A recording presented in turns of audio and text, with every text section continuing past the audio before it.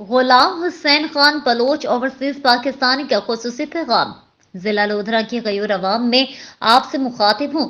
کل ہمارے ساتھ جو ظلم ہوا وہ آپ سب کو پتا ہے۔ مخالفت کی حد اس قدر بڑھ گئی ہے کہ لوگ اخلاقیات تک بھول گئے ہیں، کیونکہ ووٹ انسان کا ضمیر ہوتا ہے۔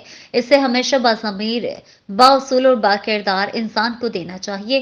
میرا ووٹ ایک اچھے شخصیت کے لیے ہے اور یہ میرے ضمیر کا فیصلہ ہے، لیکن ضمیر کے خلاف ووٹ دینے کی پاداش میں میرے بھائی غلام مرتضی اور میرے عزیز عابد کو بھی تحریک انصاف کی حمایت یافتہ امیدوار رانا فراز احمد نون اور شازیہ حیات ترین کو ووٹ دینے اور جلسہ کروانے کے لیے انتظامات پر گرفتار کر لیا گیا اور ڈکیتی کا مقدمہ درج کیا گیا۔ وہ کہتے ہیں نا کہ جب ظلم بڑھتا ہے تو مٹ جاتا ہے۔ اس ظالمانہ اقدام سے جلسہ تو نہ رک سکا، لیکن اس سے ہمیں یہ فائدہ کہیں کہ ہماری قوم ظالمانہ اقدام کے بعد متحد ہو گئی۔ اگر ظلم سے ووٹ ملنے ہوتے تو پھر جتنا ظلم عمران خان پر کیا گیا، اس سے خان کا نام و نشان ختم ہو گیا ہوتا۔